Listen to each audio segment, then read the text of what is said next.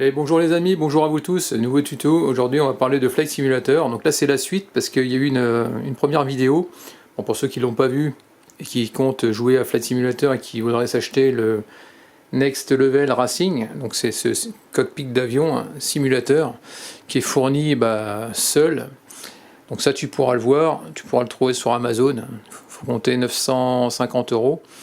Ensuite, pour bien jouer, l'idéal, c'est ce que j'ai acheté en les deux manettes, tu pourras les trouver aussi sur Amazon. C'est des répliques, donc la marque c'est Otas Warthog, donc ça c'est pas mal aussi pour pouvoir piloter. Ensuite bien sûr il te faudra le jeu. Après pour plus de confort il te faudra forcément le palonnier, donc ça c'est top aussi, mais c'est pas ce qu'il y a de mieux, parce qu'il faut qu'il soit vraiment fixé, mais bon, pour le prix ça reste plus ou moins correct. Donc là il faudrait compter 130 € à peu près, parce qu'il y en a un autre, c'est avec des espèces de nids d'abeilles on va dire, c'est plus dans les 500 €. Donc voilà pour ça. Ensuite j'ai modifié donc parce qu'ici il y avait mon PC portable qui était à la place de la souris, parce que je jouais pas avec une nouvelle tour, avec cette tour là qui est en bas, je jouais avec mon PC portable, et donc je vais te montrer la configuration. Tu verras qu'avec le PC portable tu arrives à jouer, c'est pas trop mal, à part quand tu fais de l'avion de chasse, ça saccade un petit peu, et puis tu verras il y a moins de précision, donc ça on va en parler aussi après.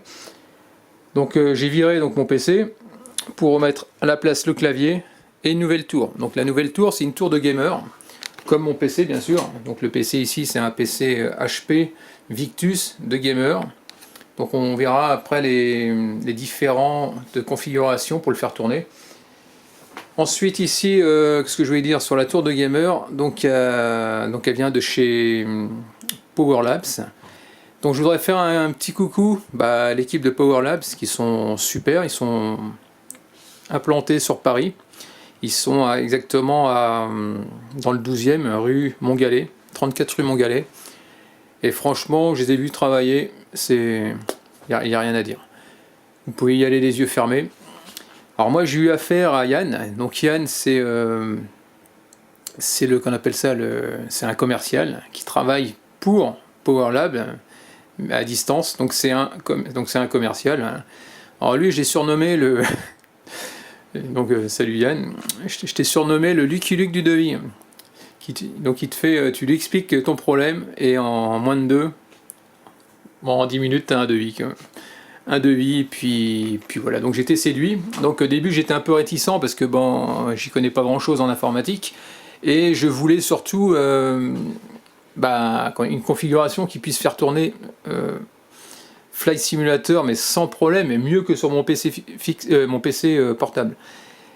Et il m'a dit, alors comme j'étais réticent sur le processeur, sur la carte graphique, ce que je savais pas trop, et comme il me proposait un i5, moi à la base j'étais parti sur du i7 et puis une carte graphique assez qui aille avec, moi c'est ce que je pensais quoi. Et puis il m'a dit non, il m'a fait une configuration, il me dit non, pour faire tourner en 4K ton Flight Simulator, il m'a fait une petite proposition. Il m'a dit va voir sur YouTube la configuration et tu verras le résultat. Et donc quand j'ai vu le résultat, ça m'a donné vraiment envie, et donc je suis reparti avec une tour quoi. Donc une tour à moins de 2000 €. Donc c'est une tour qui est franchement pas mal. Je te montrerai le devis tout à l'heure, tu auras toutes les infos. Et puis voilà quoi. Donc voilà ce que je voulais dire là-dessus. Donc là maintenant on va l'évolution qu'il y a eu. Donc maintenant on a la tour qui tourne super bien. J'ai acheté un écran, donc c'est un écran Samsung G9 49 pouces. Donc là l'image je l'ai paramétré en 240 Hz. Donc puisque cet écran là il peut faire du 60, du 100, 120 ou 140 je sais plus, et 240 Hz. Et le problème c'est que moi ce qui me posait problème, c'est que quand j'avais mis mon PC portable qui était à côté, lui c'était en Full HD 1920-1080, et donc en gros il me bridait mon écran quoi. Donc je pouvais pas avoir les performances, les bonnes les perfs maximum, on va dire, maximal de l'écran avec le PC. Donc voilà pour ça. Donc bah voilà, donc ici donc pour la configuration, donc quand tu achètes un jeu, donc là c'est des DVD qu'il y a dessus, donc j'avais payé ça 119 €. C'est le Premium Deluxe. Franchement, il est de qualité, il n'y a pas de problème. Alors donc pour les configurations, bah donc je te laisse regarder. Voilà. Donc le minimum, donc il te faut au moins un disque dur de 150 Go parce que le jeu il fait à peu près 127 si je dis pas de bêtises. Après tu as la RX Ryzen 3. Alors moi je suis en Ryzen 5 sur le portable. Et puis voilà. Donc ici, on va regarder la configuration du portable. Alors ce qui se passait avec l'écran le Samsung, c'est qu'il y a une prise HDMI et tu as une prise DisplayPort que je n'ai pas sur celui-là. Mais là, quand je regarde le Victus, a priori, ils ont dû en mettre une, je pense. Donc ça, c'est la configuration, donc un Ryzen 5 qui fait tourner. Donc je te montrerai ce que j'avais filmé dernièrement. Et puis voilà. Donc ici, c'est un AMD. Donc en RAM, j'ai 16 Go. Donc normalement, c'est 2 x 8 que j'ai là-dessus. C'est la AMD Radeon. Ouais. Ensuite, 15 pouces. En disque dur, c'est un 500 Go que j'ai dessus. Carte réseau. Ouais, donc voilà pour ça. Les cases, téléphone. Ouais, donc il me manquait le DisplayPort. C'était vraiment ça qui me posait un souci pour avoir. Parce que moi je voulais du 4K, mais apparemment, d'après Yann, on peut le faire avec du HDMI en 4K. Donc je ne sais pas. Mais je crois qu'on peut pas avoir le 240 Hz.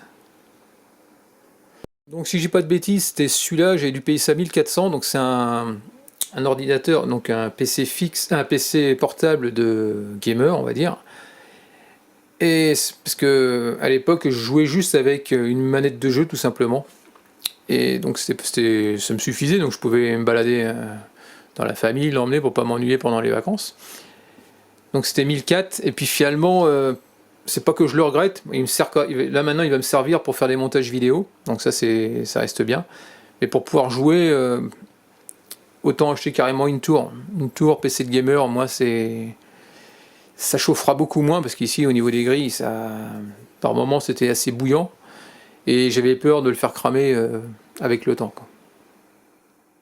Donc pour rester dans les références, donc les voilà, donc configuration sur mesure PowerLab, montage standard. Donc là il n'a pas mis les tarifs, il m'a mis un devis final à 1830. Au début il était à 1850, mais j'ai pas eu les frais de port, mais je me suis déplacé. Donc voilà ce qu'il m'a mis. Ensuite la boutique que j'avais pris en photo quand je suis allé à Paris samedi. Et par là après donc on a le site PowerLab. Et donc comment ça s'est fait la transaction? C'était très très simple. Je suis allé sur PowerLab, le site là, et en bas, attends, si je ferme ici, quand tu ouvres, voilà, ça fait ça, et tu viens en bas à droite, là tu as 3 petits points, hop, là tu as un petit voyant vert, ça veut dire qu'ils sont en ligne. Après tu mets ce que tu veux, conseil d'achat, suivi de commande. Je me suis dit ça coûte rien, un petit renseignement. Bon, au final ça m'a coûté 1830, parce que bon, quand j'ai vu le professionnalisme de Yann, franchement, et que j'ai vu après sur YouTube ce que ça donnait, je pouvais que craquer, quoi. C'était pas prévu de suite la tour, c'était prévu après. Je dis bon, je ferai avec mon PC en attendant, et puis non, j'ai pas pu attendre. Là je suis sur, qu'on appelle ça sur YouTube, 13600K RTX 3080. Alors moi c'est pas celle-là, c'est la 4000, je sais plus combien, 70. 4070, ce serait plus celle-là, mais je vais rester sur celle d'en bas, parce qu'elle est mieux la 4000, celle que j'ai. Donc tu vois déjà l'image, elle est super, et donc quand j'ai vu ça, je dis waouh, c'est ça qu'il me faut. Alors ça n'a pas tout à fait le même rendu que j'ai actuellement sur le... tu verras, attends, on va essayer de remettre ce que j'ai actuellement. Donc voilà, donc ça, ce rendu là, donc là ce que j'étais en train d'essayer de faire un vol là tout à l'heure. Là, franchement, au niveau de la définition sur les côtés, là, c'est... sur les côtés, même le tableau de bord, tout est nickel. Alors moi, j'avais une tendance de bug avec le PC portable, avec la souris. Pour le capot, j'y arrivais pas. Là, avec cette tour là, j'y arrivais. Non, ça je peux pas. Non, franchement, t'as tous les boutons. Là, tu veux faire ça, tu peux. Chose que j'avais du mal avec l'ancien PC. Donc on verra ça tout à l'heure. Je ferai peut-être un essai, je ferai peut-être une vidéo là-dessus. Et puis voilà quoi. Donc déjà, ça reste correct. Pour le tarif, en général, une tour de gamer, c'est plus aux alentours de 2006, 2008. Donc j'étais dans la petite salle d'attente où j'étais avec... moi j'étais sur le côté dans le magasin. Parce que quand tu vois ici, là, toi tu as les sièges. Les petits sièges sur la gauche. Donc j'attendais là. Et puis je voyais des clients qui rentraient, qui attendaient leur PC. Et il y avait un brun, je ne connais pas son prénom, mais super sympa avec des lunettes. Et ils sont tous sympas d'ailleurs, mais c'est lui que j'ai eu affaire. Et je me suis aperçu que dès qu'il y avait un client, il le prenait en charge, il ne laissait pas, il essayait de le renseigner. Ils sont tous à l'écoute, mais en fonction de ce que tu as besoin, quoi. Ils ne sont pas là pour te vendre, comme dans certaines boutiques. Mais là, franchement, j'ai bien aimé. Et le peu d'échanges que j'ai eu avec lui, il me disait qu'il travaillait chez Apple. Et parce qu'il disait qu'à un moment il finissait normalement à 18h, mais que comme tout le monde n'avait pas leur PC, il attendait que tout le monde soit satisfait pour partir, quoi. Et apparemment c'était pas sur le cas chez Apple Versailles. Parce qu'apparemment quand c'est 18h, que c'est la fermeture, ils foutent tout le monde dehors, quoi. Et ça franchement j'ai trouvé ça très très bien d'être aux petits soins, aux petits oignons avec le client. Alors, franchement je vous conseille cette boutique pour acheter. Voilà, donc avant d'installer quoi que ce soit, avant d'installer Flight Simulator, donc ce que j'ai dû faire, parce que merci à Yann, parce que j'ai complètement zappé qu'il faut faire des mises à jour. Je pensais que ça avait déjà été fait, a priori non. Donc il faut aller soit dans le petit drapeau à damier, le drapeau Windows, pardon. Tu vas là-dedans, tu vas dans paramètres, on va aller dans Système, Update, tu reviens ici. Et là, ici, tu fais recherche et mise à jour. Bon, moi, c'était mis à jour, donc il n'y a pas de problème.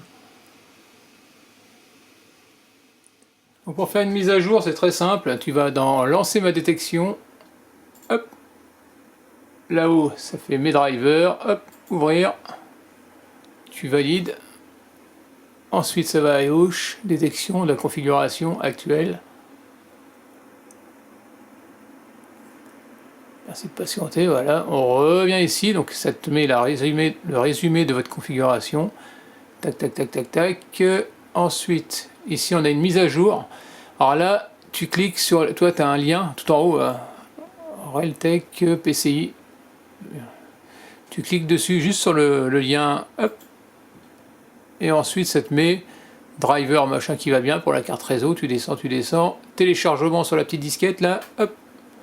Tu viens ici, serveur 1, tu cliques dessus sur le lien, et après ça te le met, après ça vient te le charger. Installe, ouais, et c'est parti. Pour continuer, cliquez suivant. Installer. Ensuite, tu fais terminer pour le nouveau pilote. Voilà, c'est fait. Ici, Windows X, pardon. Voilà, tu vas dans gestionnaire des périphériques. Et on regarde qu'il n'y a pas de souci. Il n'y a pas de point d'exclamation, donc il n'y a pas de problème au niveau de la carte. Au niveau de rien du tout d'ailleurs, donc c'est bon. Ensuite, tu fais terminer pour le nouveau pilote. Voilà, c'est fait. Donc c'est installé. Windows X, pardon. Voilà, tu vas dans gestionnaire des périphériques. Et on regarde qu'il n'y a pas de souci, il n'y a pas de point d'exclamation, donc il n'y a pas de problème au niveau de la carte. Au niveau de rien du tout d'ailleurs, donc c'est bon. Xbox. Alors Xbox, donc voilà ce qui s'est passé, c'est que moi, je pouvais pas l'installer. Et j'avais pas Xbox, j'avais pas un micro Flight Simulator au niveau de la souris. Donc il faudra que tu ouvres un compte. Alors t'as intérêt à faire gaffe au niveau du compte, parce que je m'étais planté de pas grand chose. J'ai ouvert un nouveau compte alors qu'il en faut qu'un seul. Et ce truc là, une fois que tu as ouvert ce compte là, je suis allé ici, j'ai tapé dans le moteur de recherche Flight Simulator, parce que je comptais en racheter une autre licence parce que ça marchait pas. Et je suis allé, parce que l'Ecom il a installé, et j'ai voulu l'acheter, et là ça me marquait propriétaire. Et comme ça m'était propriétaire, que j'ai déjà acheté la première fois une licence, ça me demandait simplement dès que je voulais faire jouer, ça m'installait, et j'avais une bande qui venait, une bande de chargement si tu veux, avec les 127 gigas, et donc j'ai dû le faire, et donc j'ai dû mettre aucun CD, ça s'est fait naturellement avec le Wi-Fi, et arrivé au bout, ça a stagné à 99% et je ne pouvais plus rien faire. Ça restait pendant plus de 2 heures, 99%. Je dis, c'est dommage d'être si près du but et pas pouvoir jouer. Et finalement, tu retournes dans... Je suis retourné sur le site de Xbox, et là ça me mettait installé. Par là, ça me mettait le jeu installé. Alors, comme ils voyaient ça installé, j'ai fait jouer. Et puis là, je suis arrivé directement dessus. Et donc, pas de problème pour l'installation maintenant. Donc si ça t'arrive, par contre, tu es obligé de remettre le DVD numéro 1 dans le lecteur DVD. Mais c'était une vraie prise de tête, hein. Je te rassure, une vraie prise de tête. Donc voilà, le principal c'est que ça soit fait. Donc ici, tu vois, il y a écrit français. Après tu fais OK et puis tu lances l'installation. Donc là moi je le fais pas. Et c'est donc une fois que j'avais fait, ça me mettait, ça lançait justement les premiers CD, deuxième CD, et un coup ça plantait au troisième. Ça me mettait erreur critique, cyclique ou un nom comme ça, et pas moyen, donc ça effaçait tout, et après tu repartais à zéro, ça t'effaçait tout ce que ça t'avait installé du premier, du deuxième, et arrivé au... Alors, ça me plantait au troisième, après donc je recommence toute l'installation. Et ce coup-ci, ça ne plantait pas au troisième, mais au cinquième. Après, ça pouvait planter au huitième comme au quatrième. Et à chaque fois, il fallait relancer toute l'installation. Et ça, c'était pénible. Donc, pour pouvoir jouer vraiment au minimum, si tu veux pas te ruiner, bon, t'achètes une télé. Au pire, tu achètes le PC portable, ça vaut 1400 €. Le jeu, ça vaut 130, donc ça fait 1500 et 1600 quand même.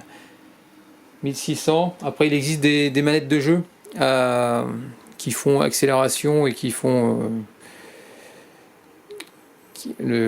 palonnier aussi légèrement, mais après méfie-toi parce que tu as des manettes qui sont très très légères. Ça fait que quand tu veux jouer avec la manette, il y a tout qui se barre.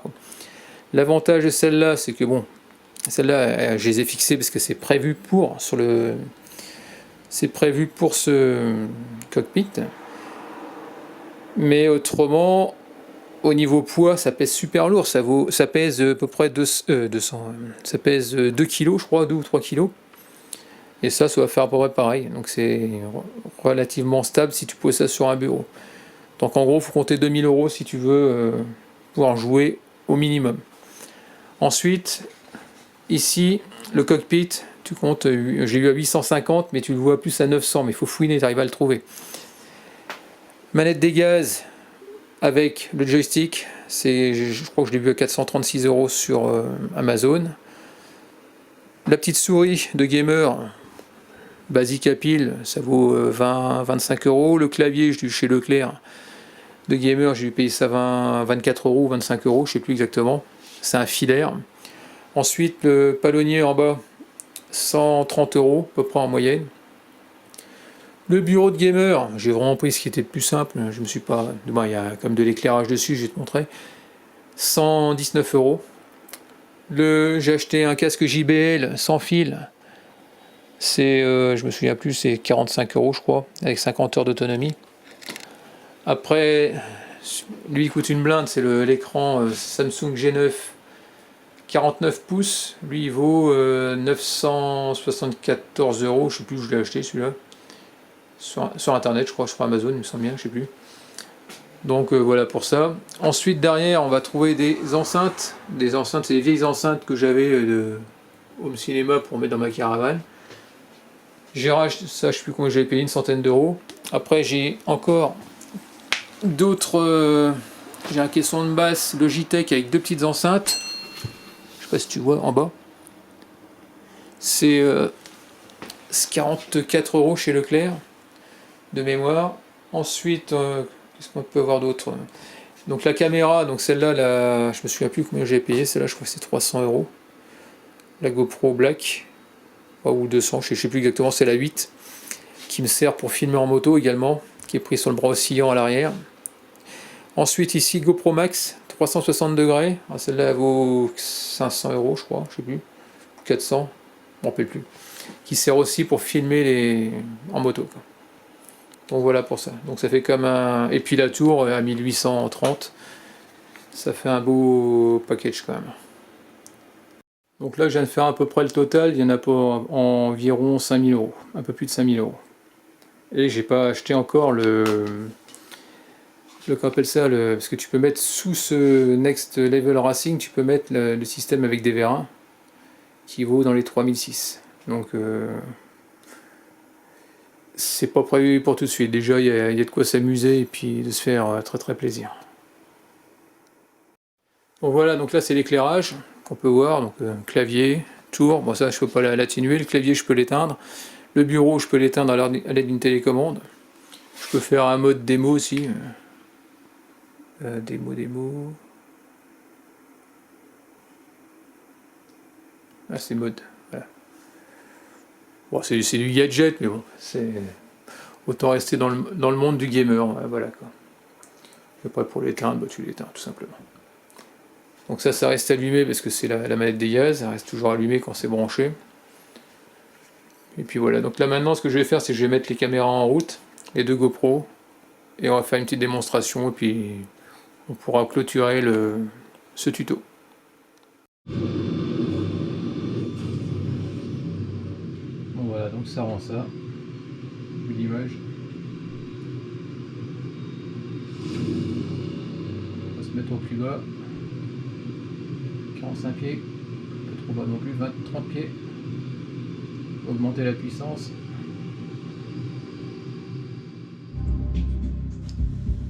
Allez c'est parti, je vais te montrer ça vite fait.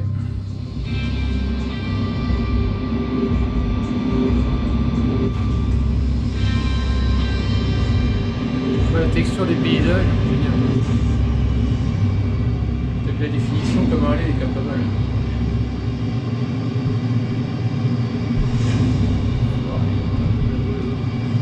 30 pieds, je suis pas tête.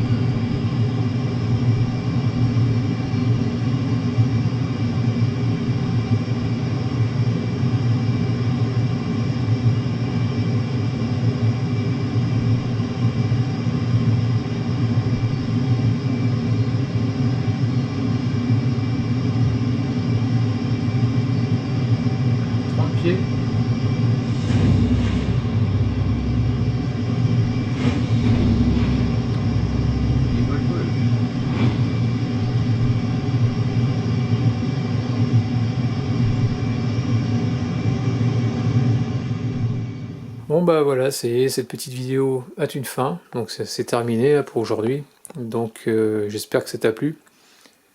Donc maintenant tu pourras savoir un peu comment faire si tu as besoin d'installer Flight Simulator, si tu veux la configuration qu'il te faudra au minimum pour le faire tourner.